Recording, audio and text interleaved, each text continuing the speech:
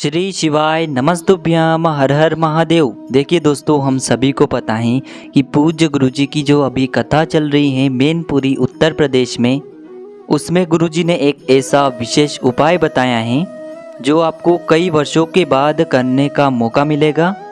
पूज्य गुरुजी ने कहा है कि यदि यह उपाय आप अपने घर पर ही करते हैं तो यकीन मानिए आपके जीवन से धन धान्य की समस्या तो हमेशा के लिए दूर होगी। और अगर यदि आपके घर में किसी सदस्य को बड़ी से बड़ी बीमारी है या फिर यदि अपने जीवन में किसी भी संकट से परेशान हैं, बहुत सारी समस्याएं आपके जीवन में चल रही हैं, आप धन प्राप्ति करना चाह रहे हैं लेकिन धन प्राप्ति नहीं हो पा रही है, आपका जो दुर्भाग्य है वह लगातार बना हुआ है, तो गुरुजी ने कहा है कि आपको कई वर्षों के बाद यह मौका मिल रहा है, आपको यह उपाय ज़रूर करना चाहिए। देखिए दोस्तों, पूज्य गुरुजी की कथा को सुन कर के और समझ कर के ही आपको समझाने का पूरा प्रयास करूंगा। लेकिन दोस्तों, वीडियो में आगे बढ़ने से पहले वीडियो को लाइक करें और यदि आप भगवान शिव के अनंत भक्त हैं तो हमारे चैनल को सब्सक्राइब जरूर करें। देखिए, पूज्य गुरुजी ने बताया है कि अधिक मास एक ऐसा मास होता है जिसे कोई भी देवी या देवता स्वीकार नहीं कर रहे थे। तब अधिक मास में महादेव की पूजा करके उन्हें प्रसन्न किया और महादेव ने अधिक मास को स्वीकार किया और सावन के महीने में पड़ने वाला यह अधिक मास हमारी समस्त मनोकामनाओं को पूर्ण करता है, ऐसा पूज्य गुरुजी ने अपनी कथा में बताया है। देखिए, पूज्य गुरुजी ने अधिक मास में किया जाने वाला बहुत ही अचूक और सर्वश्रेष्ठ उपाय बताया है। बस आपको जो यह वीडियो है पूरा ध्यानपूर्वक देखना है।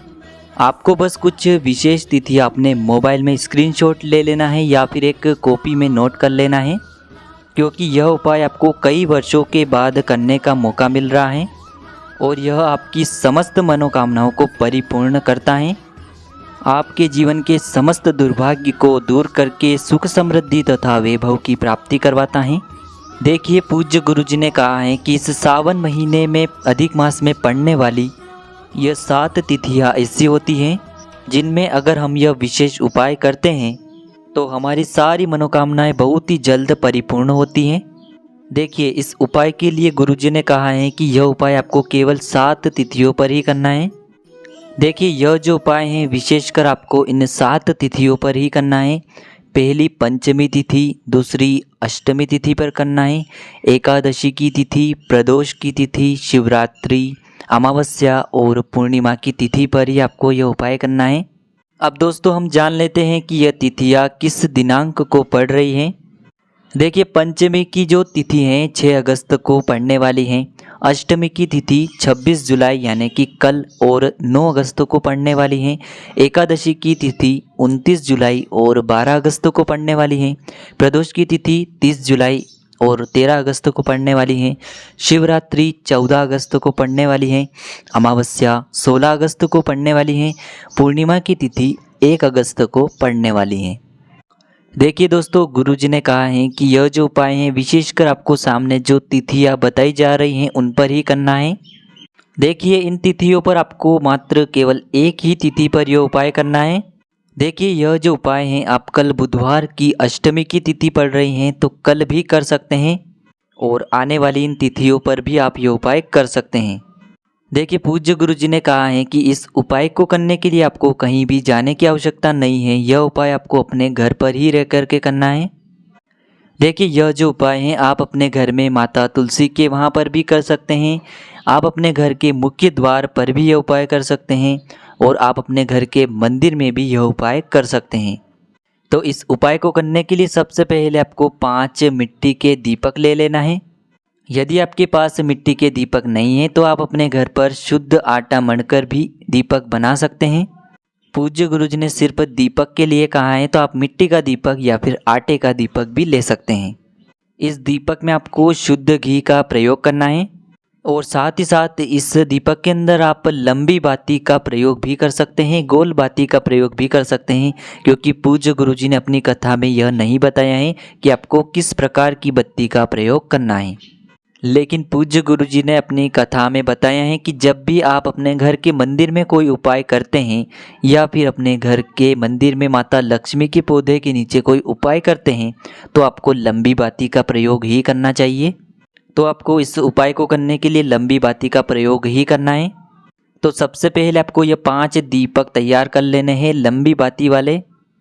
देखिए यह जो दीपक हैं आपको अपने घर के मंदिर में प्रज्वलित कर लेना है और यह जो 5 दीपक हैं आपको अपने घर के मुख्य द्वार के बाहर रख देने हैं, यानी कि घर के मेन गेट के बाहर आपको यह दीपक प्रज्वलित कर देने हैं।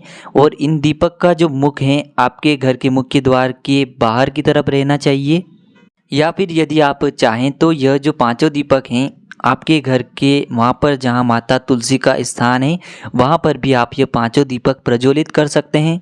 अपनी मनोकामना का स्मरण करते हुए आपके जीवन की जो भी समस्याएं चल रही हैं, आपके जीवन की जो तकलीफ़ हैं, चाहे वह धन से संबंधित कोई तकलीफ़ हो, चाहे वह स्वास्थ्य से जुड़ी कोई समस्या हो, यानी कि आपके शरीर में कोई भारी रोग हो गया है, कोई भारी बीमारी हो गई है, तो उसके लिए आपको यह उपाय कर लेना है। या फिर आपके जीवन में कोई संकट चल रहा है, कोई भारी विपत्ति आ गई है। बहुत से ऐसे लोग होते हैं जो कहते हैं कि हमने हमारे जीवन में बहुत अधिक मेहनत कर ली है लेकिन हम सफल नहीं हो पा रहे हैं। तो पूज्य गुरु जी ने कहा है कि यदि आपके जीवन में किसी भी प्रकार की अगर समस्या हो तो आपको कई वर्षों के बाद जो यह संयोग बन रहा है उस संयोग में यह विशेष उपाय जरूर करना चाहिए। लेकिन आपको एक बात का विशेष ध्यान रखना है कि यदि यह दीपक आप माता तुलसी के वहाँ पर प्रज्वलित कर रहे हैं तो आपको एकादशी के दिन ध्यान रखना है कि आपको तुलसी जी को स्पर्श नहीं करना है। वैसे पूज्य गुरु जी ने कहा है कि आपको यह जो दीपक है अपने मुख्य द्वार के बाहर ही प्रज्वलित करना है, लेकिन यह जो दीपक है आपको विशेषकर प्रदोष काल के समय ही प्रज्वलित करना है। अगर आपको प्रदोष काल के समय के बारे में जानकारी नहीं है तो आपको जान लेना चाहिए सूर्यास्त के 45 मिनट पहले और सूर्यास्त के 45 मिनट बाद जो समय रहता है उसे ही हम प्रदोष काल का समय कहते हैं। यानी कि यह जो 1.5 घंटे का समय होता है इसे ही प्रदोष काल का समय कहते हैं। और इसी समय में आपको यह 5 दीपक प्रज्वलित करने हैं। 5 दीपक को प्रज्वलित करने के बाद आपको यह दीपक मुख्य द्वार के बाहर रख देने हैं और आपकी जो भी मनोकामना है आपको बोल देनी है। पूज्य गुरु जी कहते हैं कि सावन के महीने में पड़ने वाली यह विशेष तिथियां जो आपको अभी अभी बताई गई हैं, उन तिथियों में से यदि किसी भी एक तिथि पर आप यह उपाय कर लेते हैं तो गुरु जी ने कहा है कि हम यकीन दिलाते हैं कि आपकी जो वह मनोकामना है महादेव की कृपा से बहुत ही जल्द परिपूर्ण हो जाएगी। तो दोस्तों यह जो उपाय हैं आपके लिए बहुत अधिक खास होने वाला है, बहुत ही आसान सा यह उपाय है। अगर आपके जीवन में तकलीफ है, दुख है, कष्ट हैं तो यह उपाय आपको जरूर करना चाहिए। देखिए दोस्तों इस उपाय से जुड़ा यदि आपको किसी भी प्रकार का अगर सवाल पूछना है तो आप हमें कमेंट में पूछ सकते हैं। उपाय को करते समय आप किसी भी प्रकार की गलती न करें। श्री शिवाय नमस्तुभ्याम। हर हर महादेव।